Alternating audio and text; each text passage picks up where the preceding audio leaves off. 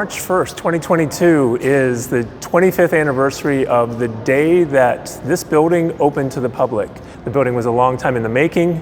The Art Center had existed for decades prior to that, mostly operating out of either single floors or occupying a building that wasn't designed to be an art center. So March 1st, 1997 was a huge event for the arts community as well as the community itself to celebrate our commitment to the arts.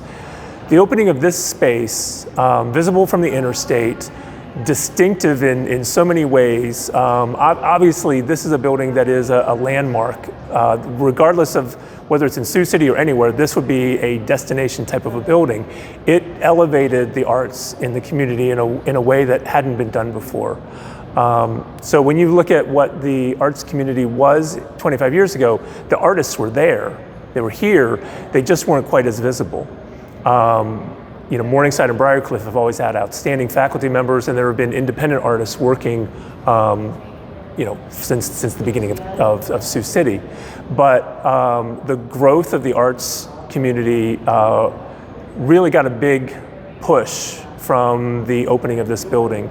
Now when you come downtown, it's not just the Art Center presenting art. You're going to find the museum a block away from us presents art-based exhibitions pretty regularly. We have independent galleries and organizations celebrating the arts also within a block of the Art Center. You can also go to other places, like just a few blocks away is the Interpretive Center, and they show arts. Not to mention the growth of the development and growth of Sculpt Siouxland. We've got mural projects either in the alleys or on larger outer-facing walls. The arts are more alive right now in Sioux City than they've ever been, and I think a lot of that can be traced to the opening of this building. What we're doing is we're having an anniversary dinner. It's going to be a big blowout event here in the atrium of the Art Center, where makes sense to celebrate the building inside the building. It also happens to be Mardi Gras, so there's going to be a strong element of Mardi Gras-ness to the festivities. So that's going to be a lot of fun. It's going to be the first big dinner event we've had in the building in a long time.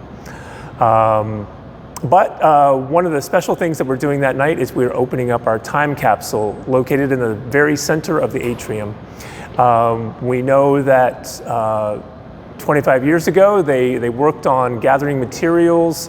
There were some photographs. They had kids do artworks. There might be some other forms of memorabilia, merchandise, things like that to celebrate the building when it opened. So we'll be pulling all of that out and see what we have inside. And following that, on March 5th, that's a Saturday, we are doing an open house from 10:30 to 2. This will be a free event. We'll have some munchies and something to drink, but it's also to bring kids into the building. We'll be working in the atrium with some of our art teachers, and they'll be guiding the students through a special art project we've designed to commemorate the anniversary and to encourage the kids to think about their futures as we think about the future here at the Art Center. We will put those artworks on display for a bit, and then on March 25th, they will go back down into the time capsule. And we'll be putting together some other materials that will mark that occasion for that moment. So we'll be doing a press conference on March 25th where we reinter the materials, and we will seal it up with a new, or at least refurbished plate in the center of the atrium.